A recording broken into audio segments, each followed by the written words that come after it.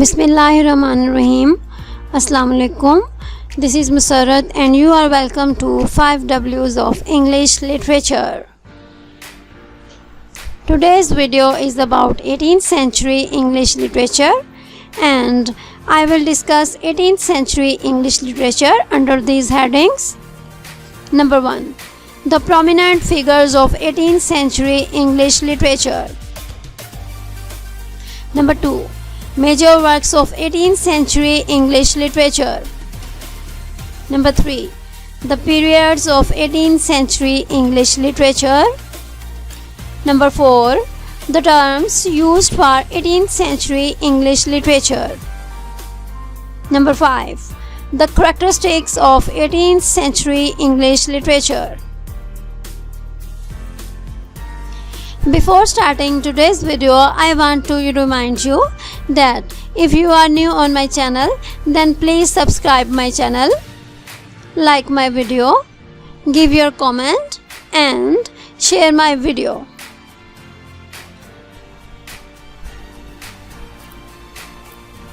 The prominent literary figures of 18th century English literature are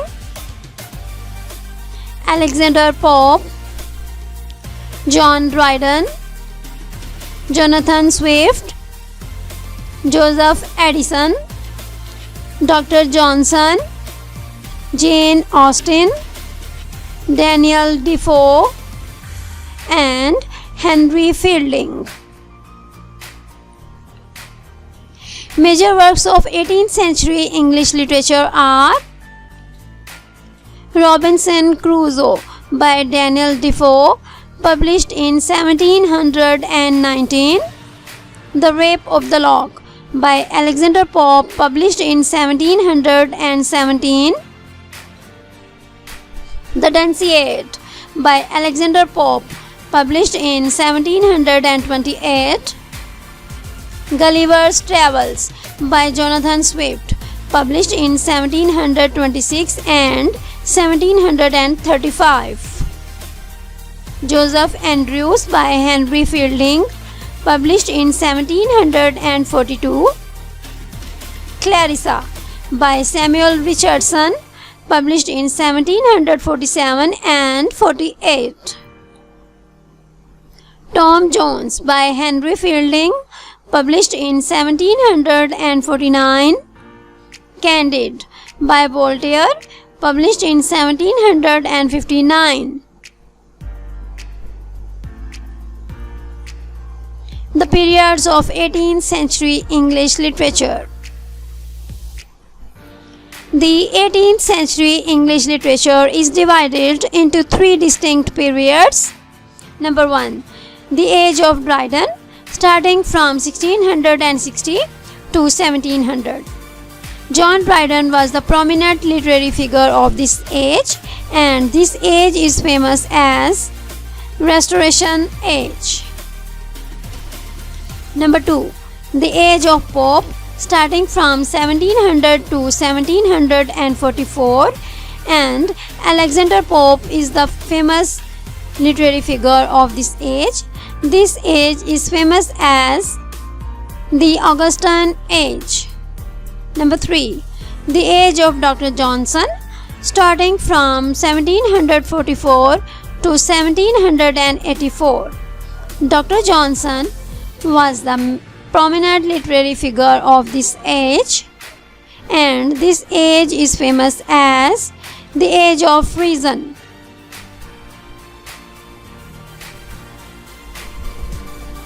The terms used for 18th century English literature. The 18th century period in English literature is known by these terms: the Neoclassical period, the Classical Age, the Augustan Age, the Age of Reason or the Age of Good Sense or Age of Enlightenment, the Pseudo-Classical Age. Let's talk about the reasons why the 18th century period in English literature is known by these terms.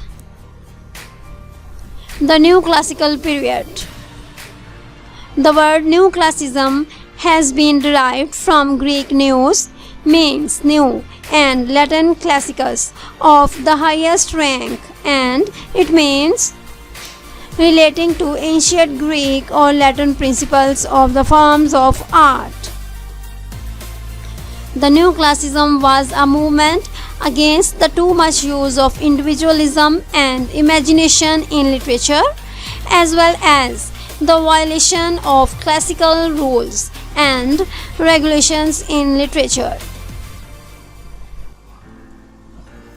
After the Renaissance, a period of exploration and expansiveness came in the direction of order and restraint. Generally speaking, this reaction developed in France in the mid-17th century, and 30 years later it was emerged in England. It dominated European literature until the last part of the 18th century. Classical Age. The 18th century is called the Classical Age in English literature on account of three reasons. In the first place, the term classic applies to writers of the highest rank in any nation. This term was first applied to the works of great writers of the great Greek and Roman writers like Homer and Virgil. As the writers of the 18th century tried to follow the simple and noble methods of the great ancient writers, they began to be called classical writers. In the second place, in every national literature, there is a period when a large number of writers produce works of great merit. Such a period is often called the classical period or age. For example, the reign of Augustus is called the classical age of Rome, and the age of Dante is called the classical age of Italian literature.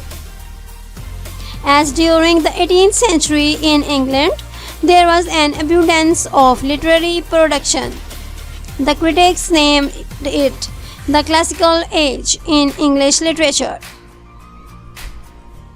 In the third place, in this period, the English writers rebelled against the exaggerated and fantastic style of writing prevalent during the Elizabethan and Puritan ages, and they demanded that poetry, prose, and drama should follow exact rules. They insisted on precise methods of writing poetry and professed to have discovered the rules of classics like Horace and Aristotle. Number 3. The Augustan Age. The 18th century is also called the Augustan Age. This term was chosen by the writers of the 18th century themselves, who saw in Pope, Addison, Swift, Johnson, and Burke the modern parallels to Horace, Virgil, Cicero, and other brilliant writers who made Roman literature famous during the reign of Emperor Augustus.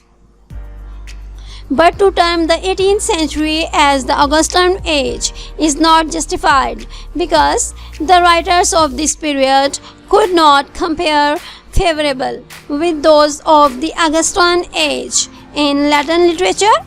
But this term, the Augustan Age, has become current, and this age is generally called by this term. Number 4. The Age of Reason, or the Age of Good Sense, or Age of Enlightenment. The 18th century is also called the Age of Reason, or the Age of Good Sense, or Age of Enlightenment, because thinkers of this age considered reason to be the highest mental faculty. In this age, the people thought that they could stand on their own legs and be guided in the conduct of their affairs by the light of their own reason. They began to think that under respect for authority of the ancients was a great source of error, and therefore in every matter man should apply his own reason and common sense. It was widely assumed during the 18th century that on any point of natural or moral philosophy, every man becomes his own philosopher. So, the need of the expert, of specialist vanishes. It was an age which took a legitimate pride in modern discoveries based on observation and reason. It was, in short, an age which believed in the biblical saying,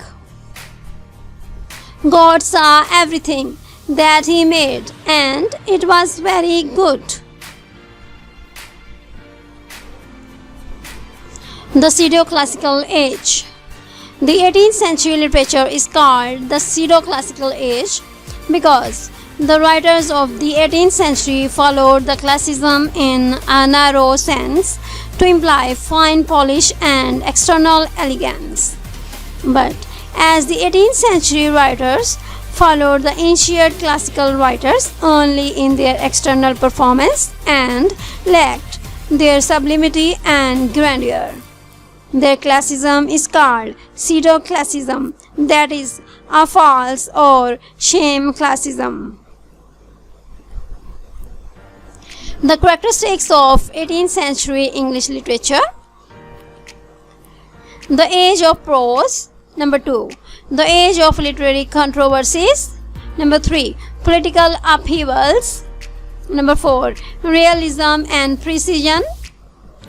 Number 5. The new restraint. Number 6. Social themes. Number 7. The development of satire. Number 8. Origin of novel. Number 1. The age of prose. Matthew Arnold stated that the 18th century was the age of prose and reason. In 18th century, for the first time in the history of English literature, prose occupies the first position. The prose writers of this age excel the poets in every respect. The graceful and elegant prose of Addison's essays, the terse style of Swift's satires, the artistic perfection of Fielding's novels, the sonorous eloquence of Gibbon's history, and the oratorical style of Burke have no equal in the poetical works of the age. In fact, poetry also had become prosaic because it was no longer used for lofty and sublime purpose, and there was a rapid development of prose. The chief literary glory of the age was therefore not poetry, but prose, which in the hands of great writers developed into an excellent medium, capable of expressing clearly every human interest and emotion. Number 2. The age of literary controversies. It was the age of social, political, religious, and literary controversies in which the prominent writers took an active part, and a large number of pamphlets, journals, and magazines were brought out in order to cater the growing need of masses who had begun to read and take interest in these controversial matters. Political upheavals. The expiry of the Licensing Act in 1695 halted state censorship of the press. During the next 20 years, there were to be 10 general elections. These two factors combined to produce an enormous growth in the publication of political literature. Senior politicians saw the potential importance of the pamphleteer in wooing the support of a wavering electorate, and numberless hack writers produced copy for the presses. Richer talents also played their part. Major political writers of this age are Pope, Jonathan Swift, Thompson, Prior, Gay, Shaftesbury, and many others. Number 4. Realism and precision. The two main characteristics of the Restoration period, realism and precision, were carried to further perfection during the 18th century. They are found in their excellent form in the poetry of Pope, who perfected the heroic couplet, and in the prose of Addison, who developed it into a clear, precise, and elegant form of expression. Number 5. The new restraint. In this age, the writers turned from inventing new words to regularizing vocabulary and grammar. Complex, boldly metaphorical language, such as Shakespeare used in his major tragedies, is clarified and simplified, using fewer and more conventional figures of speech. Mystery and obscurity are no more important now. Structure, like tone, becomes more simple and unified. In contrast to Shakespeare's plays, those of new classical playwrights such as Racine and Molière develop a single plot line and are strictly limited in time and place. Number 6. Social themes. New classical writers saw themselves as well as their readers and characters, above all, as members of society. As the rules for proper writing should be followed, so should the rules for civilized conduct in society. Neither Molière nor Jane Austen advocated blind following of convention, yet both insisted that good manners are important as a manifestation of self-control and consideration for others.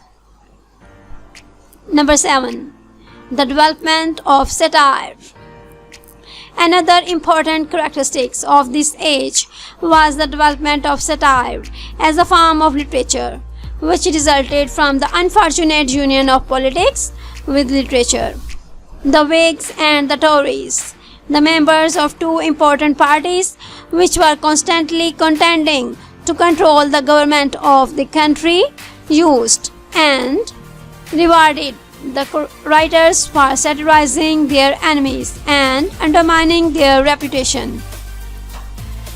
In this context, we can take the example of the group of Swift, Pope, and Gay in hostility to the Robert Walpole's Whig ministry, and this group created pieces of political satire like Gulliver's Travels by Jonathan Swift, The Dunciad by Alexander Pope, The Beggar's Opera by John Gay. Number 7. Origin of novel. Another important feature of this age was the origin and development of the novel. This new literary form, which at present holds the prominent place, was fed and nourished by great masters like Defoe, Richardson, Fielding, Smollett, and others who laid its secure foundations. The realism of the age and the development of an excellent prose style greatly helped in the evolution of the novel during the 18th century. Today's quote is, "The best doctors in the world are Dr. Diet, Dr. Quiet, and Dr. Merriman," by Jonathan Swift. Thanks for watching. If you like my video, please press the like button and give your comment. Take care of yourself very much. Allah Hafiz.